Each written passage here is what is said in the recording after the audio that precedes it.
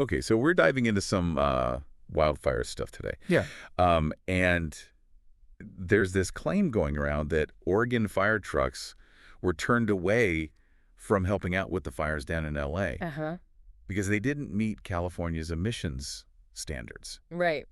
And this is, I mean, pretty intense claim, especially when you think about it in the context of like a real crisis like this. Yeah, absolutely. So we got to deep dive on this one and see what's what. Yeah, I think it's interesting how these sorts of things kind of spread so quickly during emergencies. And, I think it's not just a case of like looking for someone to blame. Right. Although I'm sure that's part of it. Sure. But I think there's a little bit of a deeper kind of psychological thing going on. So what is it about these situations that makes us so, I guess, vulnerable to misinformation?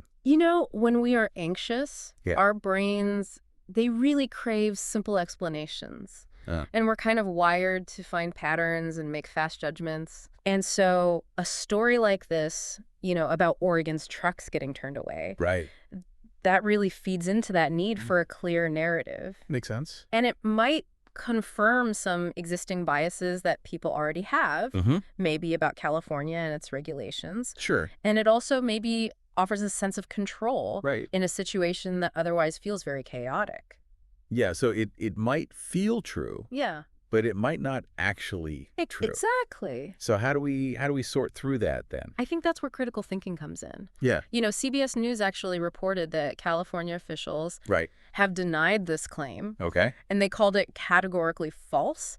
But I think it's interesting to think about, beyond just debunking it, why it might resonate with people. Okay. And have you ever heard of confirmation bias? Yeah, vaguely, I think maybe. Okay, so confirmation bias is, Remind me. It's that tendency to favor information that just confirms our existing beliefs, even if the information is flawed. Yeah. So someone who already believes that California's regulations are just too strict, they might be a little more likely to just accept this claim without really questioning it. Okay, so we're kind of primed to believe things that fit our worldview. Right. But how does that actually play out, like in a specific situation like this? So imagine you see this claim about the fire trucks on social media, and let's say it's shared by someone you trust. Yeah. Or it just aligns with your political leanings. Right. That social and emotional context. Yeah. It just adds a lot of weight to the claim. It does. Even if there's not any factual basis for it. So it's not just about the information itself. It's about who's sharing it. Exactly. And how it makes us feel. Yeah, and that's why it's really important to be aware of these cognitive biases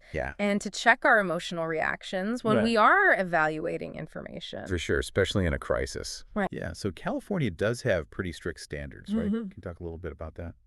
California has some of the strictest emissions regulations in the entire country. Right. And they're aimed at reducing air pollution and fighting climate change. Okay. These standards apply to a wide range of vehicles, including heavy-duty trucks, which includes fire trucks. Right. And the goal is to have cleaner burning engines.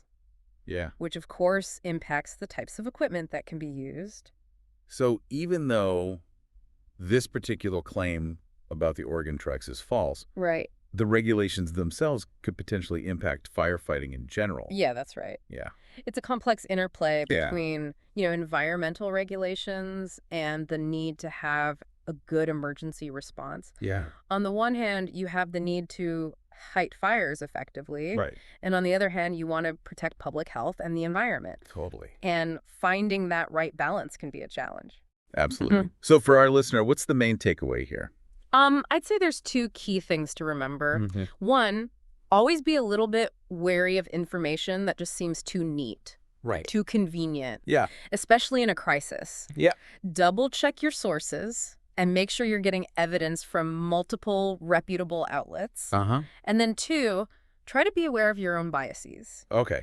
Ask yourself, am I believing this because it's true? Yeah. Or am I believing this because it confirms what I want to believe? It's like that old saying, don't believe everything you read on the internet. Yeah. But seriously, folks, we got to be careful out there. Absolutely. It's all about being an informed and discerning consumer of information. Exactly. Yeah. So as you continue to learn about the wildfires and really any news event, just ask yourself, what steps can I take to verify the information that I'm seeing? Especially when it comes to events like natural disasters.